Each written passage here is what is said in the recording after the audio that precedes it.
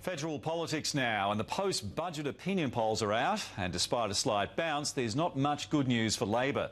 To talk us through those numbers, Nine's Kerry Axley is live from our Canberra bureau. And Kerry, 3 polls out now and all showing very similar results. Yeah, that's right, Brett. The numbers in the major polls seem to be aligning at the moment, and although Labor is in a bad spot, it has, as you say, made up some ground, but the coalition is still a long way in front. Now, if we have a quick look at the numbers, we can see Galaxy has Labor's primary vote on 34. That's up 1. Nielsen has it on 32, up 3 points, and according to Newspoll, Labor is steady, on 31. And up after preferences, the coalition is still in a strong election-winning position. But there is some good news for Julia Gillard. According to today's Newspoll, she has almost caught up to Tony Abbott in the Better PM stakes, narrowing his lead to just 1 point, Brett. And what about last week's budget, Kerry? How have voters responded to that?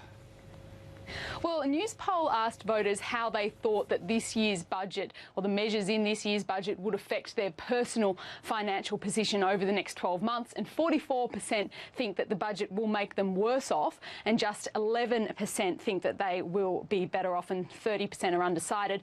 But it seems that, and this is quite surprising, that the government's scrapping of the baby bonus has been quite popular.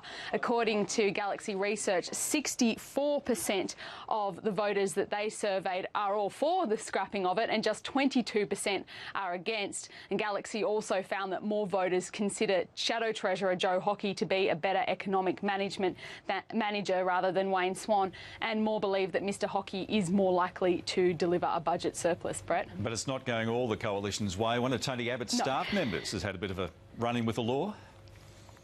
Yeah, that's right. Peter Credlin, who is Tony Abbott's chief of staff, was booked for drink driving last week, we understand, outside her home here in Canberra. Now, her blood alcohol content hasn't been revealed, but Mr Abbott's office said that it was a low-range reading and that she was returning from a dinner, and accepts that she has done the wrong thing and that the matter will be dealt with in the usual way. We understand, Brett, that Ms Credlin has not yet been charged. All right then. For that, Kerry, actually, thank you.